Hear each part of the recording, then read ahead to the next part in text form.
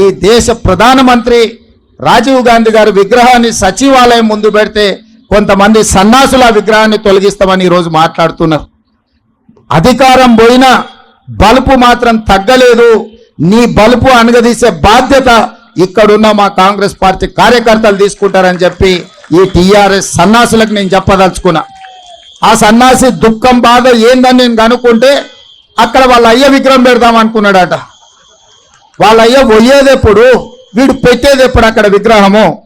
ఈ దేశానికి స్వతంత్రం తెచ్చిన కుటుంబము, ఈ దేశం కోసం 2 తరాలు ప్రాణాలు ఇచ్చిన కుటుంబము, ఈ తెలంగాణ రాష్ట్రాన్ని ఏర్పాటు చేసిన కుటుంబము సచివాలయం ముందు కోట్లాది ప్రజలకు స్ఫూర్తిగా అమరవీరుల స్తూపం పక్కన ఈ దేశం కోసం అమరుడైన శ్రీ రాజీవ్ గాంధీ గారి విగ్రహం పెట్టడం సముచితం.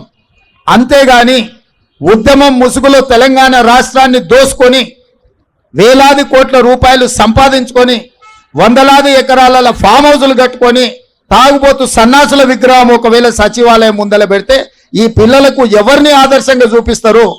పొద్దున్నేస్తే రాత్రి వరకు తాగి ఫామ్ హౌస్ లో పొర్లాడే కేసీఆర్ విగ్రహం ఉండాలనా అక్కడ సచివాలయం ముందల? లేకపోతే దేశం కోసం ప్రాణత్యాగం చేసిన రాజీవ్ గాంధీ విగ్రహం ఉండాలనా? తెలంగాణ సమాజం ఆలోచన చేయాలి.